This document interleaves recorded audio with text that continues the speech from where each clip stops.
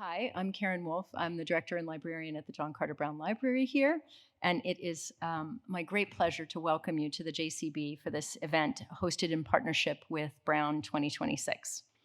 As a library devoted to the early Americas, since the middle of the 19th century, the JCB's collections have been developed to address questions about this essential place and period, in so many respects, the very foundation of the modern world.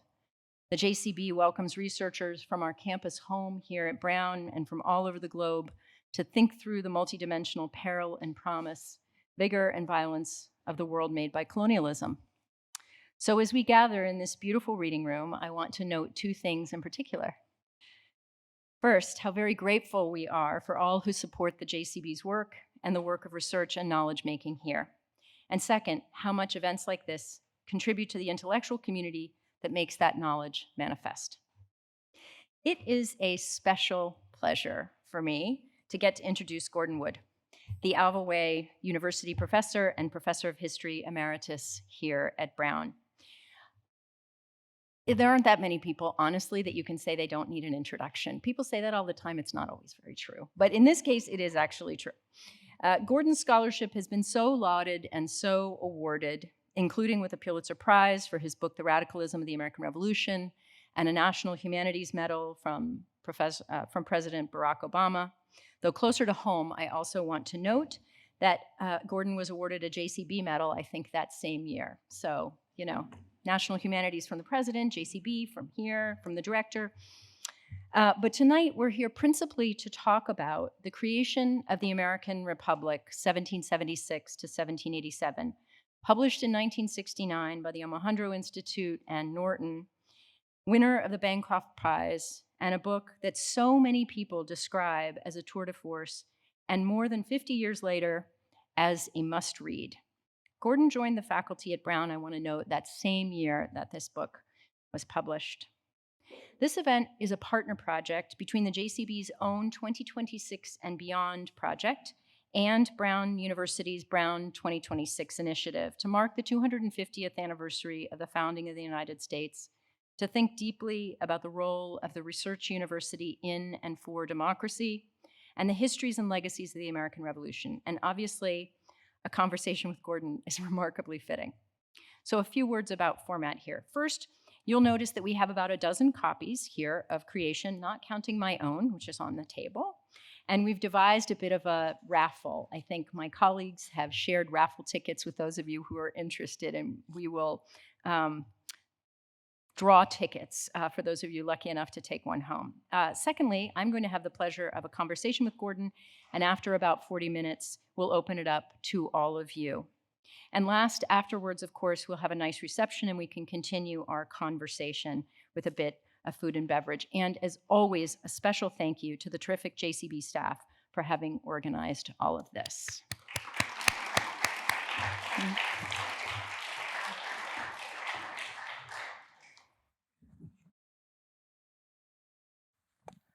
Hey, Kate, can we have a bottle of water for us? Thanks. Cool. So, Gordon, I gave you, I already chatted a bit about my dog-eared copy of Creation and my experience of reading this. As I was preparing for this conversation, I noticed that among the many times you have talked about the Constitution here at Brown, there was, for example, in 2005, a kind of series on the Constitution, lectures or so on. And, you know, I can't imagine how many times you've talked about the Constitution here, around the country, around the world. So I guess my first question is, are there moments where this like crests and falls again? Or has it just been like constant? Gordon, talk about the Constitution like from 1969 publication to now. Well, the reason, 2005, the federal government mandated that we have celebrations throughout the academic world on September 17th or as close to that as possible, and that's been kept up ever since. That's what led to my lecture then. The president called me and said, "You've got to give a lecture because we're under pressure from the federal government." But I think the Constitution obviously is such a important part of our lives that it's not surprising that it would be talked about all the time, not only by academics, but of course by lawyers, by the law professors, and judges and jurists of all sorts. So the Constitution is at the center of our lives, and we're finding it more and more important even every day. Literally every day. Yeah, indeed. I mean, I know we're going to talk about 2026 maybe later in our conversation, but do anniversaries play a role here? I know, there were forums around the kind of, anniversary of the convention in 87. Do Right. anniversaries, is that a big deal, you think, too? Well, I know I gave a lot of lectures. I went through two bicentennials, the bicentennial of 1776 and then the bicentennial of the Constitution. And now we're coming up to 250th. I'm not sure we're going to make the Constitution 250th, but that's another 10 years away. But as Thomas Paine said, he lived through two revolutions. He thought that was quite an accomplishment. Two bicentennials. Look, it's a time for celebration, for thinking about your polity, your government, and it's a natural thing to do. I don't think that the celebrations work out quite as well as the scholars or the academics expect, but I think there's a certain amount of popular interest. I'm not sure how the 250th here is going to, in this state. I think some states are really, Virginia has done very well, and Massachusetts seems to be doing fine, but I'm not sure that there's anything going on here in Rhode Island. Pat Conley is too old for that, I guess, and so he would have taken the lead. I'm gonna leave that topic for the moment. I hope we'll come back to it, but I wanted to talk a little bit about this book and about your readers for this book. So I told you a little about my own story of reading it as an undergraduate and being totally gripped by it. I can remember sitting on my dorm room bed and reading this book over a weekend and giving up any thought I had of a different kind of career and thinking like history was it. It wasn't it. I was taking a really good class, that was having me read this book. Maybe I was a junior and not a sophomore, but I was an undergraduate. And you said, well, you didn't read it in graduate school. And of course I did read it in graduate school too. But since I've been thinking about this conversation with you, I saw Susan Juster, the director of research out at the Huntington Library, who was a Brown undergraduate. And Sue said to me that she had taken a course with you as a freshman, and she was completely in over her head. And she said it was amazing. But the book was transformational for her as an undergraduate. And then Jonathan Knapp, I saw recently, another fantastic scholar of the Constitution, said he read as an undergraduate. So I wonder, who are you thinking of, or who were you thinking of, and who are you thinking of now as the readers for this book? I certainly wasn't thinking about my readership. This was my dissertation. I don't think academics think about their readership when they're writing the dissertation. As it turned out, it was picked up by graduate schools mostly. I can't believe that you read it as an undergraduate. No undergraduate today would read such a book. I mean, one chapter would be enough. That's it.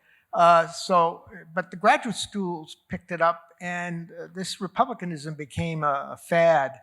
And like many academics, they're kind of like lemmings. They just picked it up, and we had Republicanism everywhere. Republican mothers, Republican food. I mean, it became the thing that people wanted to exploit. And also, I think in the 1970s and 80s, Marxism was kind of in doubt, and people were looking for some alternative to Marxism that would get us out of our selfish capitalist individualism. And they found in the notion of republicanism, the public good, the res publica. Political scientists and especially law professors picked that up and ran with it and became a big deal through the 70s and 80s, way beyond anything that I could have anticipated or imagined. It's been written about Laura Kalman, who's a professor of law at one of the California's law schools, has written a book about this, the way the Republicanism took off. Then it got replaced by more recent race and gender issues. But for a while there, Republicanism was the answer to the plight of liberalism, I guess you'd say. Can you say more about that? Like, why would people find Republicanism so compelling? Was there something about the political moment of that time, or do you think it was not? No, it wasn't. I mean, because you framed it as a historiographical kind of moment, and not a academics kind of contemporary I moment. think academics have a kind of tension with liberalism, individualism, capitalism. Certainly, most academics don't like capitalism, and I think it seemed this was a homegrown notion. James Madison, Republicanism, they could use it and in ways that challenged the liberalism. The only book that I had read having to do with political theory before I wrote this was Louis Hartz's book about liberal America. And of course, Hartz hated liberal America. He writes about it, but he really disliked that world. And this seemed to be an alternative to that world, that individualistic world. I mean, the irony, of course, is that although I don't deal with it, is that by the early 19th century, the United States had become the most liberal, the most individualistic, the most capitalistic society in the world, despite its Republican res publica beginnings. Did you think about that kind of historiographical back and forth with folks like Joyce Appleby wanting to write about the kind of liberal tradition? Like in graduate school, sometimes, it gets posed that way. Can you look at the liberal tradition and Appleby et al., look at the Republicanism tradition, Wood et al.? Did you think about that a lot? No, not when I was writing it. I got to know Joyce later, of course, and her book came out much later. And she was defending it. She got away with that. I'm not sure how she did, defending liberalism. But no, I was not aware of any of that issue. I simply wanted to immerse myself in this distant past. And I just read everything between 1774 and 1778. I just read everything that I could read. And it was all available on the Charles Evans bibliography. And of course, everyone who works in the early America knows about that bibliography. It was letterpress edition, 12 volumes. 3 volumes take you up to 1765. 9 volumes, 9 to 12. 9 volumes from the 3rd to the 12th, from 1765 to 1800. It gives you an idea of the explosion of print. Evans tried to get a hold of every single pamphlet, book, anything that was printed in that period. And he had a few ghosts, but he was an extraordinary bibliographical endeavor. And I just took when I was working on the dissertation, Redex Corporation had printed everything on little cards, 100 pages on a sort of an 8x5 card, or maybe it was a little 10x6 card.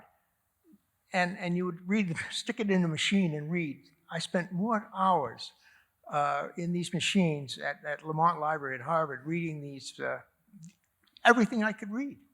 And that's what I came away with, was a sense that this was a world totally different from anything that I had heard about. I didn't realize that there was such a Republican world. So much talk of corruption, of luxury, so different from our world that I found it fascinating. Okay, I'm going to resist skipping ahead and stick to my original plan here, but you'll see how we're going to come back to two of those themes, licentiousness and also historicism. But so one thing that struck me as I was reading some of the original reviews of the book, which was a great joy and very interesting, so just kind of anthropologically very interesting to read some of those reviews. And then there was an incredible forum in 1987 in the William & Mary Quarterly, where I think 12 different scholars talked about the book, and you responded.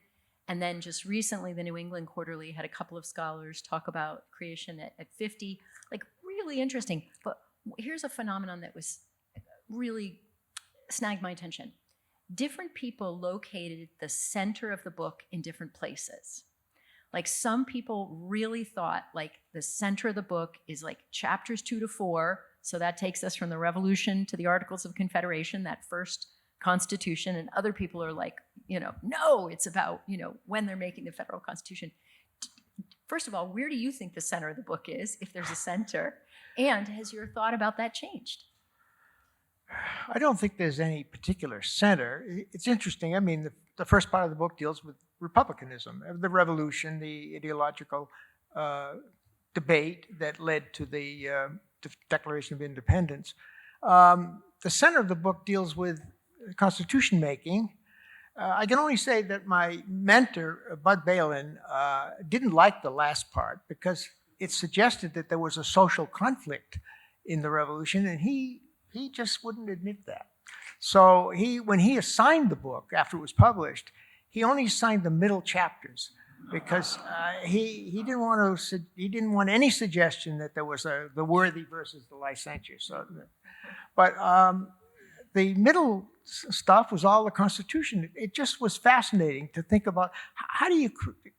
These people started with the premise that that government was established by estates. They were still thinking vaguely, but in terms of estates, like the third estate, the people. And in England, of course, that was the monarchy, the aristocracy in the House of Lords, and the people in the House of Commons.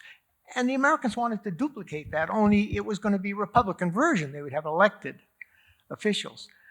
What was fascinating, for example, to me was the efforts to design this Senate. How do you get the Senate?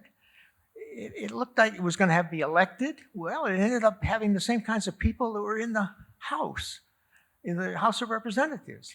That was an awkward situation. They wanted the Senate to be like the House of Lords. It would be noble, wise people.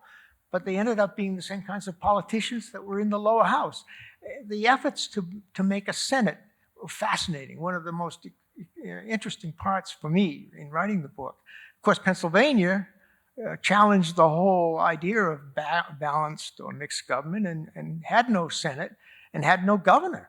They were going to be as democratic as you could be in 1776 by having just a single House of Representatives. They did appoint a committee that would act as an executive, but that was as close to a democracy as representative democracy as you could get in the eyes of people of 1776. How the book developed, I was going to write about state constitutions and how state constitution making, because I remember Balin in a lecture said there isn't much stuff done on this state constitution making. So I started with that, and I read everything surrounding the constitutions. There were no debates similar to what you had later with the federal constitution. The conventions were all private. Nobody published much about that, but there were pamphlets here and there. And then I said, well, I'm going to look at what did people say 10 years later in the debate over the Constitution, the federal Constitution. And when I immersed myself in those debates, I realized that the arguments were totally different. And there was my dissertation. How do you go from A to B?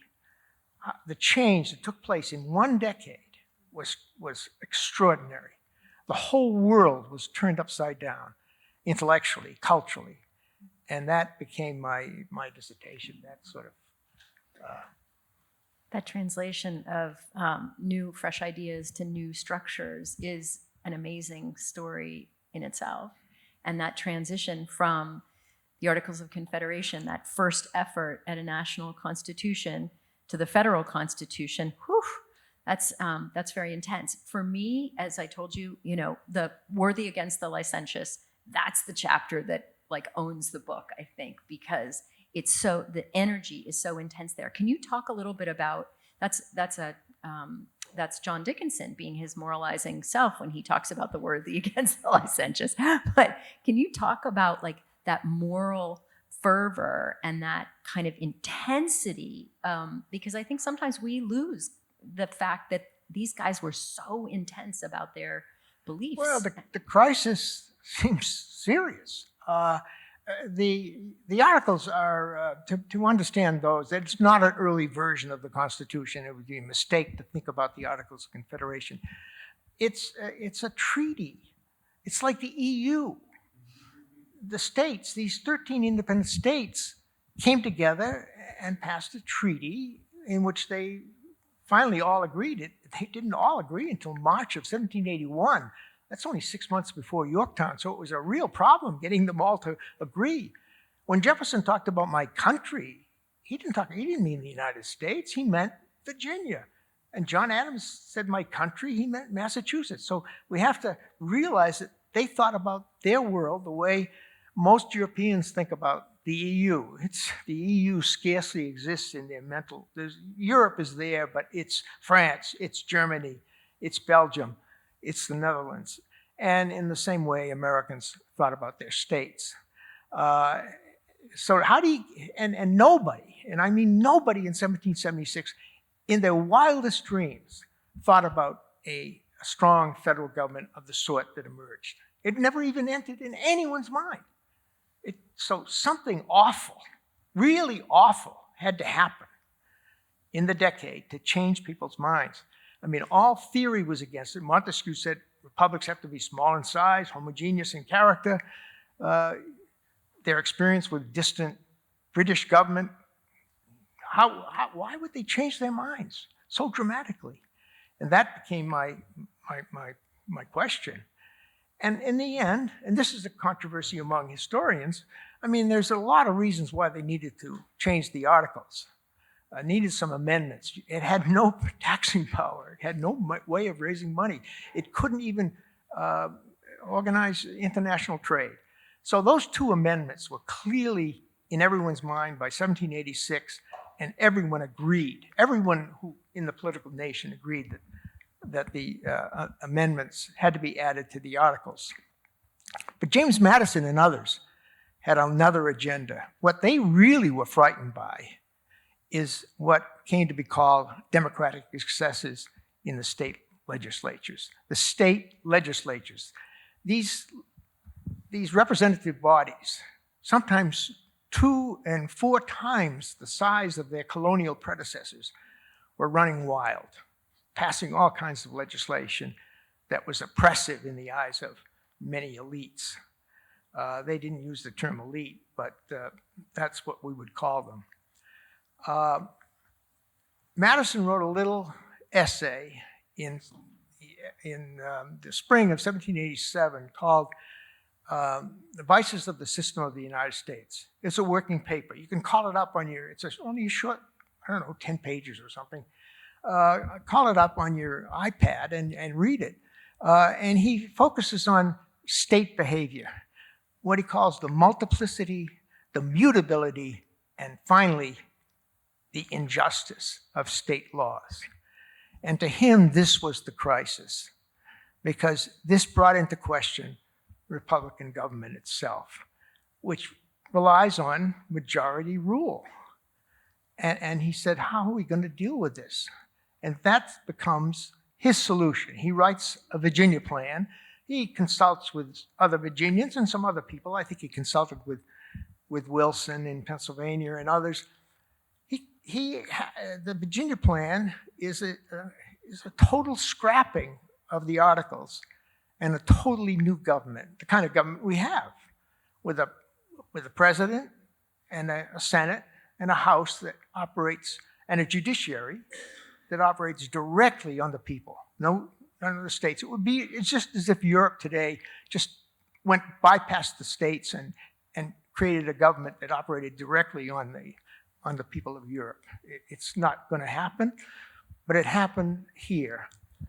And Madison was frightened by the behavior of the states, in particular, in the printing of paper money. If you can believe it, that becomes the focus of his fear, because the paper money was hurting creditors. Now you have to understand how the gentry operated in the 18th century to make sense of this. I should back up. In England, about 400 families owned all of the land of England, or most of the land, and they rented it out on long-term leases and so on.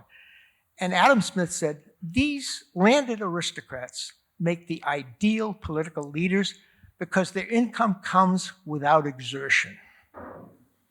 That is to say, they aren't in the marketplace trying to make money. Smith said merchants, businessmen, could never be political leaders because they're too self-interested. It's impossible for them to think about anything but their own interests. So the political leadership is ideal for these landed aristocrats. And as you know, if you watch Downton Abbey, those aristocrats carried England through the whole revolutionary era, through the Industrial Revolution, right up until the first decades of the 20th century. Lord Grantham was that kind of person. He didn't work. His money came from his rents.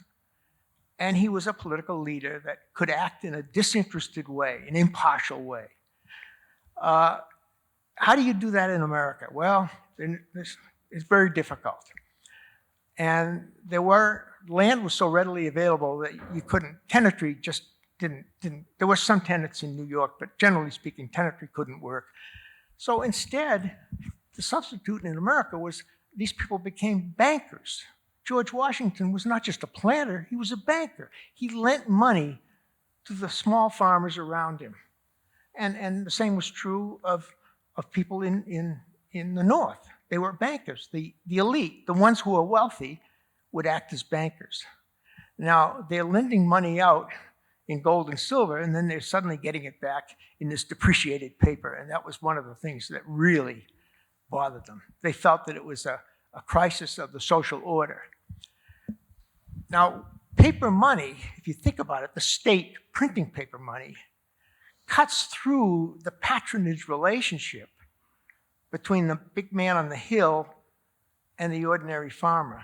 He no longer had to go hat in hand and beg for a 50-pound loan so he could buy some more land or more livestock or whatever. Suddenly, he goes to an impersonal state office and borrows the money from the state, this paper. That's the significance of paper money. It seemed to strike through the social order, and it creates a frenzy among the elites. And the description of the elites, of the people who are complaining or passing the paper money, is very similar to the description that people today, elites today, in describing the Trump supporters, the MAGA supporters. The three terms I remember so well are illiberal, parochial, and narrow-minded. And you go through the Federalist Papers and you'll see that that's how they think of the people, the so-called anti-federalists, the people who are doing all of these, passing all these laws and creating a social crisis. And it seemed like a social crisis, that the world was being divided in two, and we want to be on the right side, and the side of respectability. And this is where the worthy versus the licentious comes in. Now, the anti-federalists lose the conflict over the Constitution. But I think in the end, they win the war after Jefferson's election. If you look at America in 1820, say, or 1826, when Jefferson and Adams both died, and it was the 50th anniversary of the Declaration, their dream of a world of republicanism and the res publica and the public good was as far away as you could imagine. It was the most individualistic, capitalist society. And of course, I should back up and say the Constitution, what Madison wanted in the Constitution was a veto power given to the Congress over all state laws. He thought that was the only way he could stop this kind of proliferation of bad laws and unjust legislation. Well, the idea of all the states sending in their laws to the Congress and getting them okayed was just so unworkable and so cumbersome that wiser heads in the convention prevailed, and eventually we have Article 1, Section 10 of the Constitution, which is a prohibition on what the states can do. They can't pass tariffs, they can't negotiate treaties, but they cannot print paper money. Now, if that had been strictly enforced in the subsequent decades, the American economy would have been stifled. Now, the states get around this prohibition by chartering banks, hundreds of them, which in turn issued the paper money and flooded the country with scads, millions of dollars of paper money that became capital. It is capital. And it fed the economic bonanza. It was a risky, crazy, wildcat banking. Several states went bankrupt. The whole economic period of the antebellum period is just chaotic. By the eve of the Civil War, there were 10,000 different currencies flying around. Lots of people made a lot of money. Lots of people went out of business. It was just a wild, it was exactly the opposite of what any of the founders wanted. I mean, when you read through Jefferson or Adams's correspondence in their letters in the 1820s, they're appalled. This is not the world they wanted. Money making everywhere, risk taking, and of course they never understood what a bank was. John Adams said, if paper is issued beyond the gold and silver in the vault, then it's a cheat upon someone. Well, obviously, no bank, even today, operates that way. It obviously issues more paper out than it can cover. If you've seen A Wonderful World, you know that banks can get into trouble if they issue too many promises to pay when they can't back it up. And that's the world that came out of this. So the Constitution was an attempt to deal with this commercial world that was emerging. And you might ask, and Madison's such an extraordinary mind, he comes out of the convention a little disappointed because he lost his veto. And he said, by a small majority passed it, got rid of it. But he worries about what's going to happen. But he writes to Jefferson, who's over in Paris, to tell him what went on. Jefferson, I went right by him. He didn't understand what was happening at all. But Madison said, look, you may well ask, why would this federal government be different from the state government since they're both elected? In other words, what's going to make this federal government immune from the kind of popular pressures that led to the states abusing their power? It's a very good question, and he knew it. He's the one that asked it. He says, let me tell you what. And his answer are two classics of American political theory. The first, he says, look, we're going to, contrary to Montesquieu and the best thinking of the day, we're going to expand the Republican world, the arena for politics. We're going to have an extended arena, and the competition of the various interests will negate each other. They'll never be able to cohere and commit the kind of tyranny that was being created in the states. That's his one notion. That's, I think, comes clear in Federalist 51. And then he says, at the same time, there's going to be a different kinds of people serving in the federal government. The first Congress had 65 members. I mean, that was smaller than most of the state legislatures. And the idea being, in Madison's mind, we're going to get a better sort of person elected at the federal level than we do at the state level. Sort of use the example, North Carolina had 235 people in its legislature, I think. And there are probably only 5 college graduates in the whole state of North Carolina. And it had 5 congressmen. So probably those people who had a liberal arts education, which was one of the criteria for a respectable person in I think in Madison's mind and other elites' mind, they'll be the ones in the federal government. And we'll keep the hoi polloi out. We'll keep the people who have never been to college out of government. And the that's one notion. It suggests that's why the Anti-Federalists said this is an aristocratic plot to keep us out of government. They knew what was happening. And the other was that, well, those are the two reasons. And in both cases, I think the classics of that's the 10th Federalist, essentially, which everyone agrees is probably the most interesting of the many 85 papers. Now, it didn't work out that way because William Finley, this Scotch-Irish ex-weaver from Pennsylvania, a very smart guy, never been to college, of course, but he gets into the Second Congress, and he ends up being the longest serving congressman and celebrated as such by the early 19th century. The people who represented the business world, if you will, the North.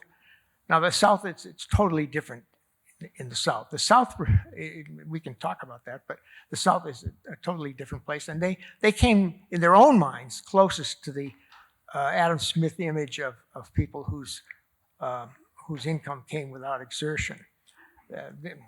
In their case, the exertion of the slaves. But in a paradox, the Constitution we got didn't solve the problems that Madison was most concerned about, but it has endured for 230 some years, and I think we can anticipate, see it as the unanticipated consequences of purposive action. Oh, can we go back to the Anti-Federalists and just talk about? So even as unlikely a pair as Madison and Hamilton in favor of this new federal constitution, two gentlemen unlike but alike in their political, their energy for sure, and their political imagination.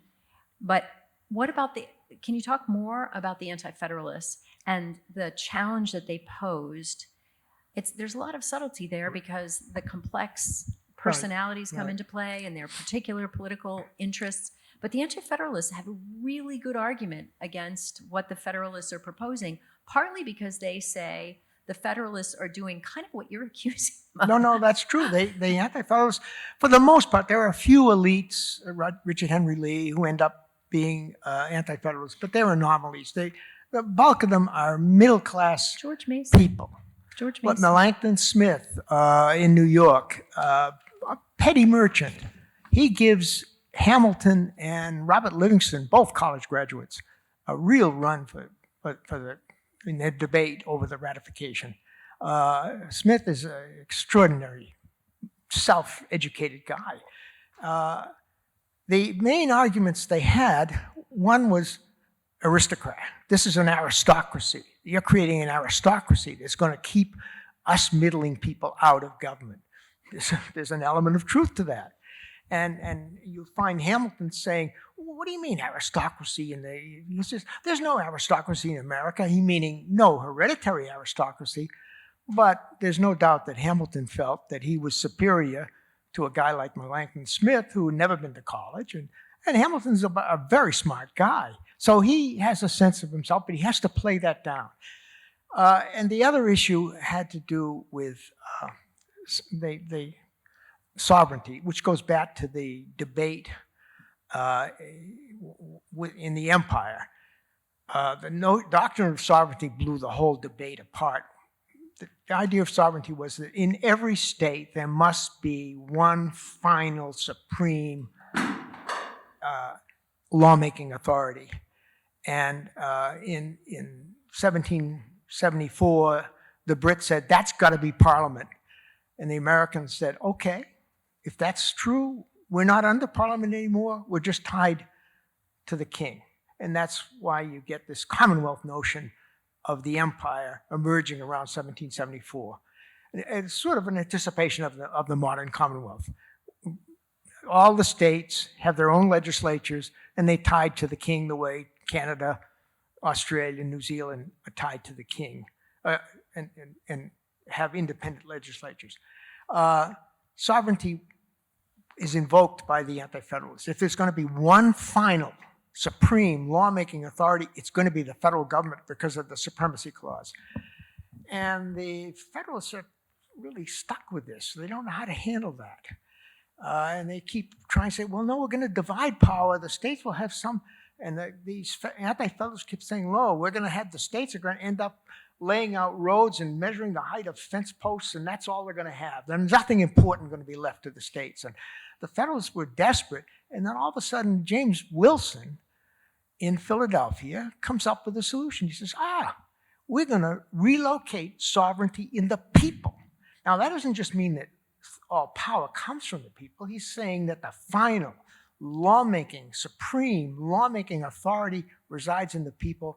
And all of these agents are the people's agents.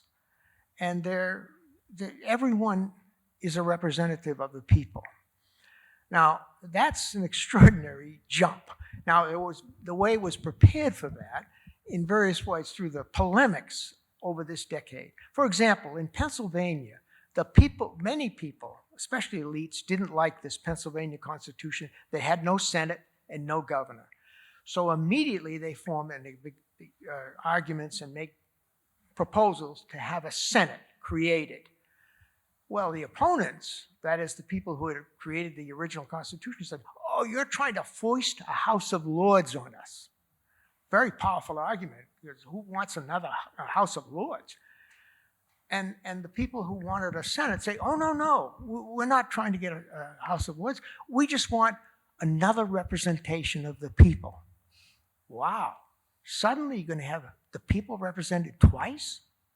And once you start thinking like that the people can be represented in different bodies, a whole new world opens up. And that, by the time you get to the 1787, people are talking in those terms.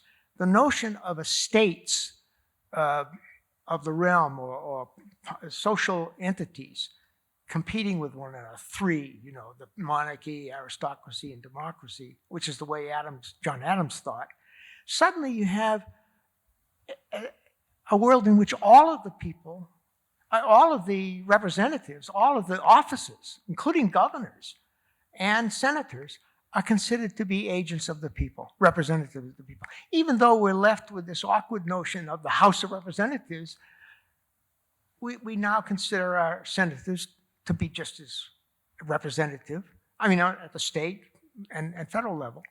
And the same was true of governors.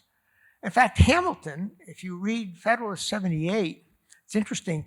This is how ideas can get you into trouble if you use them. They're arguing over. He's arguing with a New Yorker, probably Brutus, who said the judges cannot set aside any kind of statement or legislation by the representatives of the people. And Hamilton asked, he's kind of groping towards judicial review. And he says, well, who do these representatives in the legislature think they are? They're just agents of the people. But so aren't the judges, he says. They're agents of the people too. Well, you make that kind of argument, the next thing you know, somebody says, well, if the judges are agents of the people, maybe we should elect them. And sure enough, within a few years, you start having proposals to elect judges. As we know now, 39 states elect their judges. Fortunately, the East Coast, the original 13, don't adopt that. Rhode Island still has the same tenure for judges as the federal government.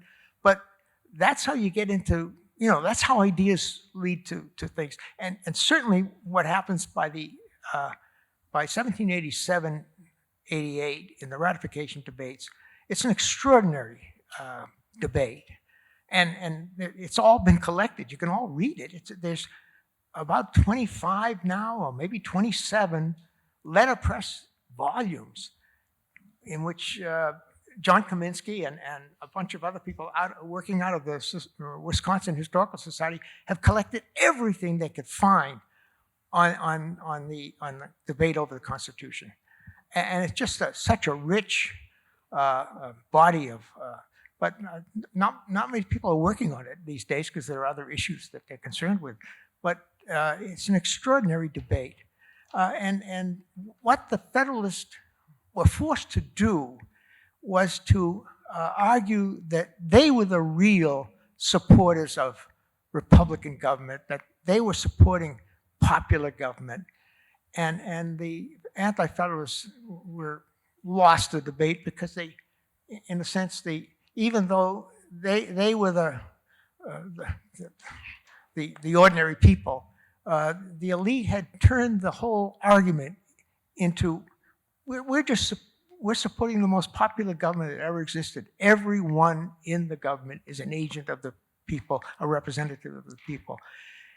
And from that moment on, the whole notion of discussing politics the way Aristotle did, estates, social blocks, maneuvering was gone, and we were into a modern notion of discussing politics with different interests competing with one another and parties. Hamilton and Madison, which go back to your question, it's interesting. They're both nationalists. They write the bulk of the 85 papers, Federalist Papers, but they had a very different image of what the government was going to be, and that's why Madison goes into opposition once he realizes what Hamilton has in mind in the Washington administration. Hamilton wants to create a fiscal military state similar to Great Britain, and he thinks it will take maybe 4 or 5 decades, and the United States will be able to take on the European states, any of them, on their own terms. Standing army, major bureaucracy, all of the attributes of a modern military state. And Madison had nothing like that in mind. And that's when he splits and goes into opposition and lies with Jefferson in opposition. Hamilton misread the future too. I'll give you one little anecdote. Washington says to him, how should I, when he's president, he said, I want to know how can I entertain people? How familiar can I be?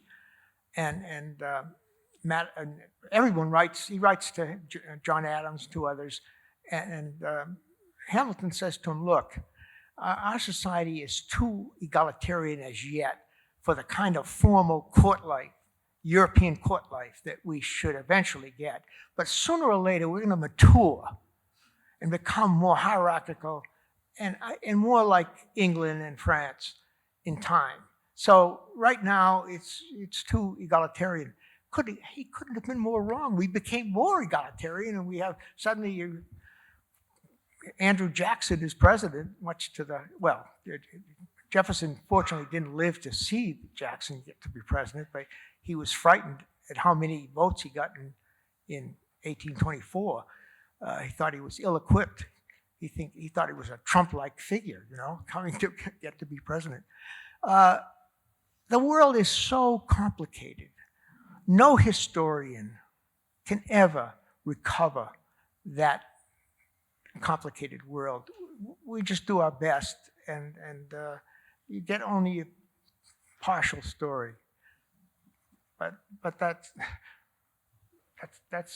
history writing. Wow. Okay. Well, that is a fantastic kind of closing comment here. I want to open this up for questions from the audience. I have many more, but I want to open this up to the audience to see if folks would like to. I see right back here, and one of my colleagues will bring you a microphone in just a minute. You have right over here in the middle. Was there any push at any time to make the Supreme Court elected? No, not in that period. I mean, one of the issues that I deal with is the transformation of the judiciary. The county courts in the colonial period were not just judicial bodies. They would handle taxation, welfare, a whole lot of they were lesser magistrates, with a chief magistrate being the governor. That's why someone like John Adams and others said, look, there are only really two powers in government. There's the executive and there's the legislature. Judiciary earned a role in this period, running especially after in the 90s, but already by 1787, the Federalists, they're frightened of democracy. And the judges become a means of dealing with democracy. And so the judges' role gets enhanced. And by the 90s, they're shedding their magisterial roles, no longer handling anything other than judicial decisions.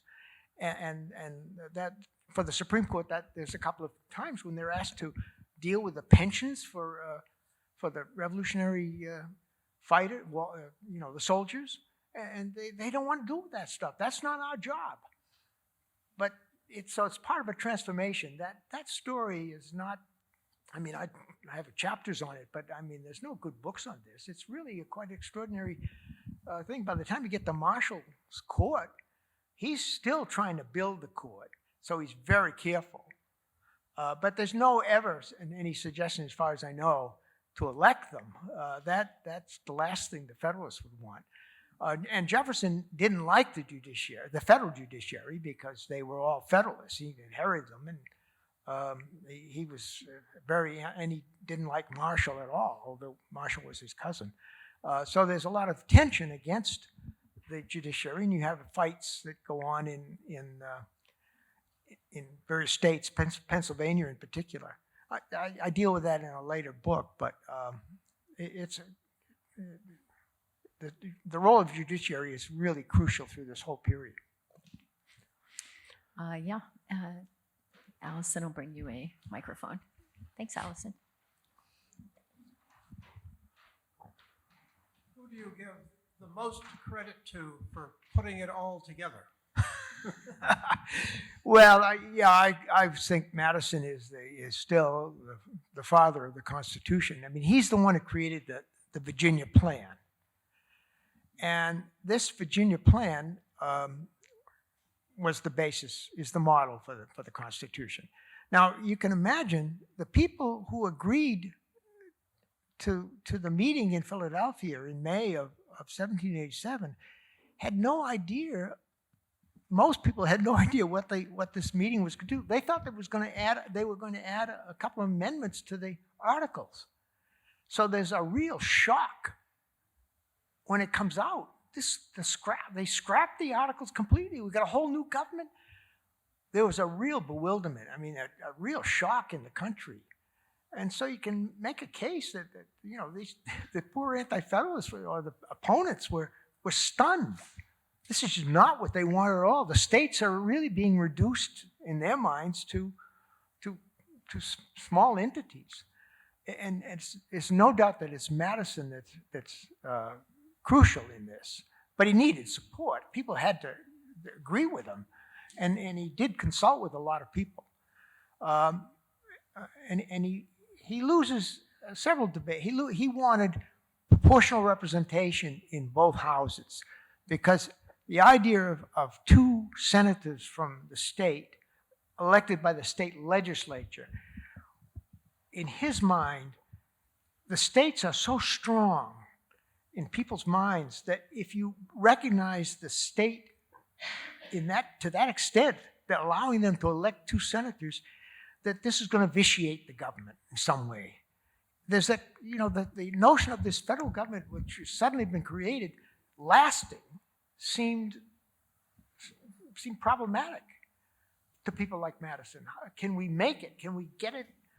And I think the fact that Washington was the first president, I mean, that made all the difference, because people trusted him.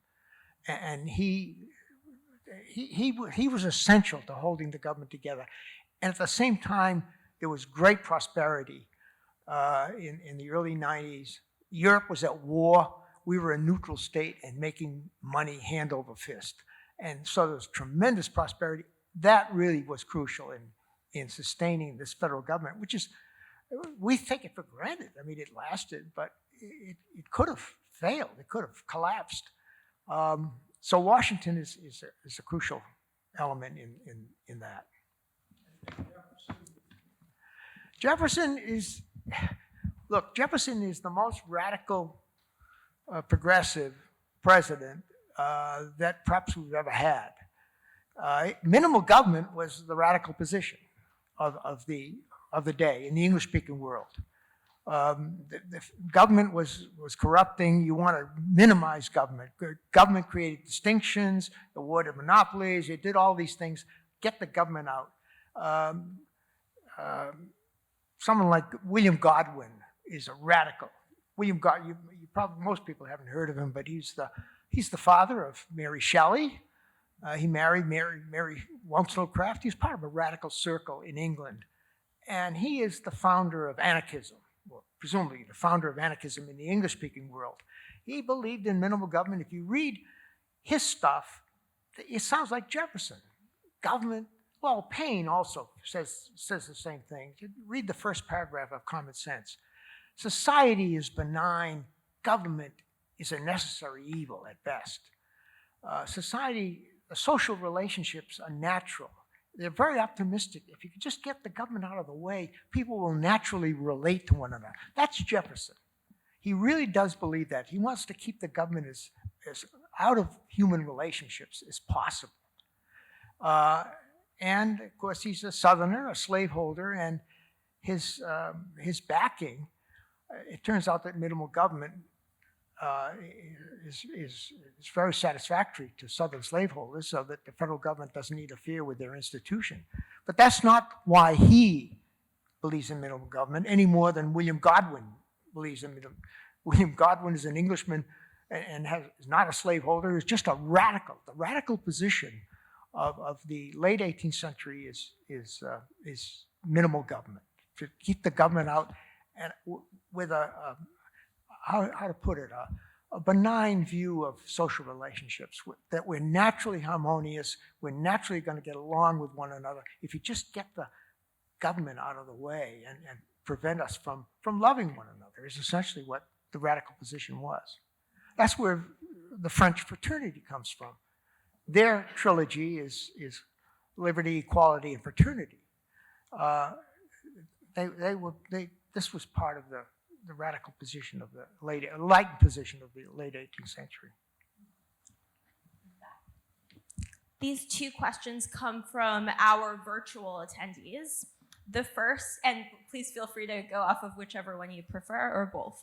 The first one says, I took History 151 and 152 54 years ago, and it has taken me the next half century to fully appreciate what you tried to teach us. Would you offer your observations about the current state of the historical profession and the study of history, especially for undergraduates? And then the second virtual question is actually from historian Michael Haddam, and it says, can Gordon speak to how he sees the relationship between his two books, The Creation of the American Republic and The Radicalism of the American Revolution? I'm not sure of the question. I couldn't quite hear it. But if you're asking about the state of the historical profession, I think that all the humanities are in some trouble. As you know from an article in the Atlantic, I think 2 years ago, only 1/10 of the graduating class at Harvard majored in the humanities. 10%. 10%. 90% were in the STEM subjects. This is, I think, what's happening. Now, I'm not sure that it's happening at Brown. I think Brown's history department is doing very well in history majors, but there is obviously a crisis of some sort taking place in higher education, because the costs have become so great, and parents simply want, and the kids think in terms of making money right away. I mean, it used to be, I think you could major in history or classics and go to work for Goldman Sachs, and they train you to be a financier.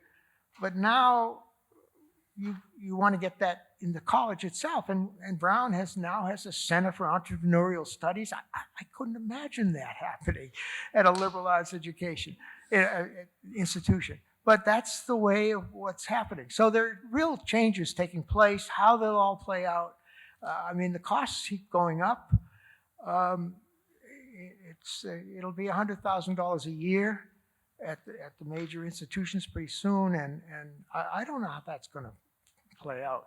But anyway, things are changing. Now, I'm not sure I answered your question because I couldn't quite hear it. I know the second question came online from Michael Haddam, the historian who's just written about. Oh, yes. Yeah, and Michael asks, could you talk about the relationship between creation of the American Republic and radicalism of the American Revolution?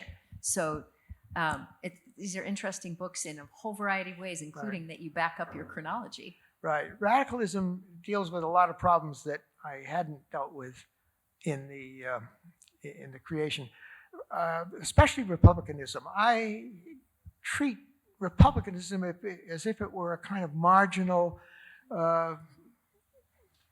group of people who are radicals on the outside, taking over, replacing monarchy.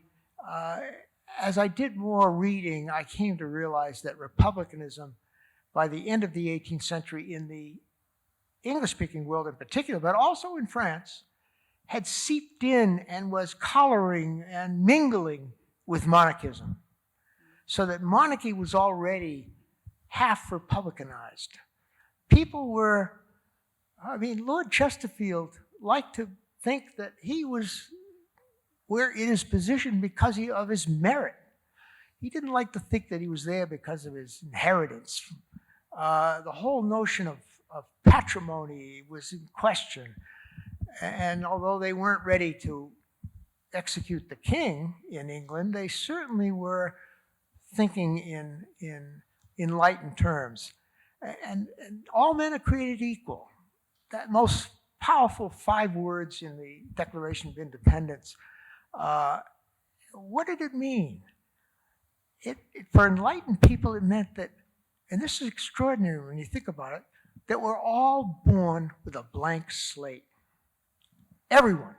And Jefferson didn't agree, but everyone else did. And William Byrd and aristocrat, slaveholder, he said, look, race doesn't matter, none of this matters. We're all born the same.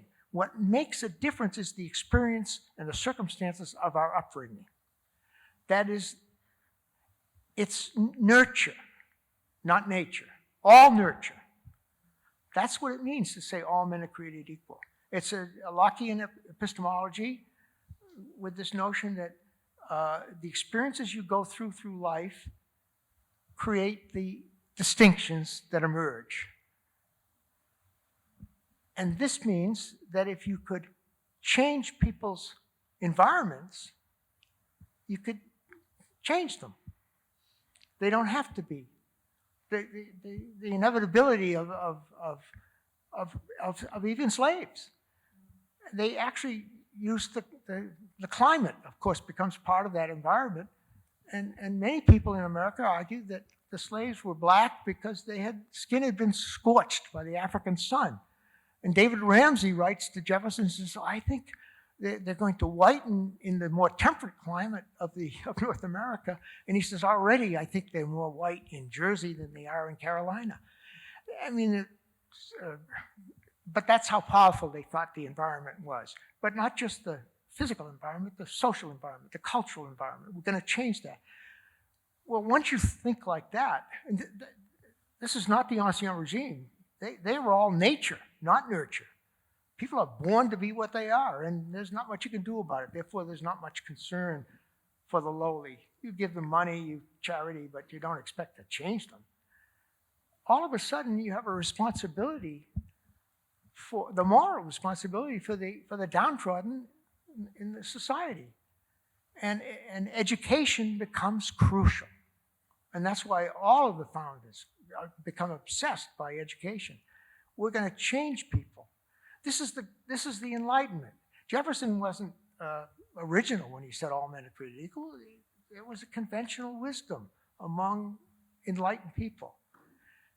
And suddenly, if you see people who are downtrodden and slaves, you say, we have a moral responsibility now. We can do something. And for the first time in history, you have an anti-slave movement. You have humanitarian organizations in the 18th century. No one in medieval times thought in terms of changing the world. This is what Thomas Paine means when he says we have the chance to make the world over again. There's a real excitement about that comes out of the Enlightenment. People really, but also the moral responsibility for the poor and the downtrodden, and which we've inherited. And anti-slavery, slavery had existed for thousands of years without any substantial criticism. All of a sudden, in the late 18th century, coinciding with the American Revolution, it gets criticized, and something was done about it in America. The northern states are the first states in the history of the world, the modern world at least, to abolish slavery where it had legally existed. And 8 states do that. Now, the South doesn't do that. But they are thrown on the defensive. Those slaveholders are thrown on the defensive for the first times in their lives. And they have to defend the institution in a way they never had to before.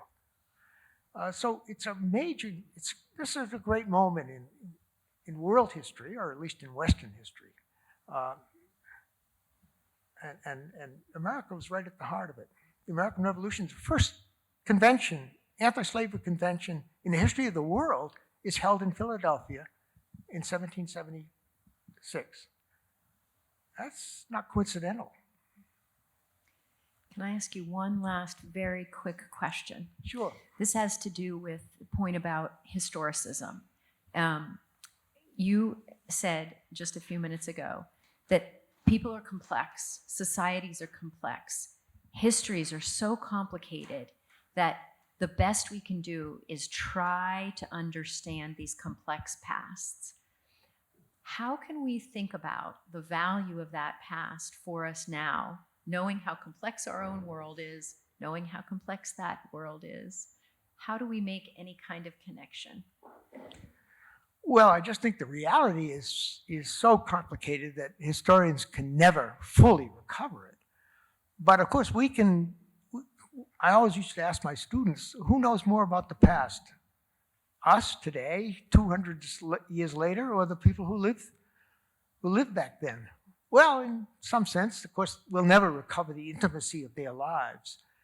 But we know more about what's happening to them because we know how it all turned out. So we're in a position to write about their history in a way they could not write about themselves. We can't tell what's going to happen to us. We can't write our own history because we just don't know any more than they knew.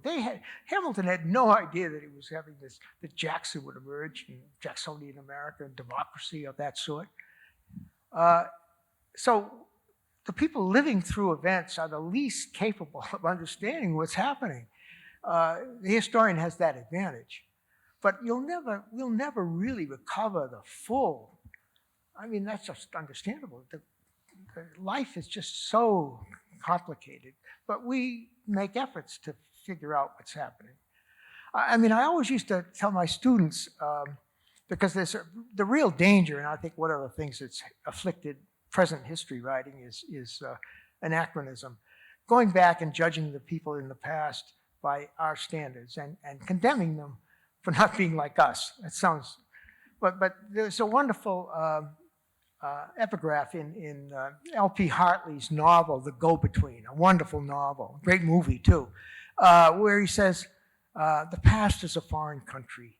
They do things differently there. And when you tell that to the students, then they understand it differently. They realize that it would be so unsophisticated to go to France and Italy and complain that the Italians weren't behaving like us. That would just seem so silly. But the same thing is true if you go back into the past and find that those people don't think like us. Then you've got the first step toward historical consciousness, or historical understanding. And I found that comparing it to a foreign country was more useful. And students grasp that more quickly than they could if you tried to tell them that, well, it's different back there. So that's the first step in teaching history, is to get the kids to realize that the world back there is different from us. And history, historical reconstruction, is to go back there and then say, how did that world so different from ours come to be us? And that's historical writing. Thank you, Gordon.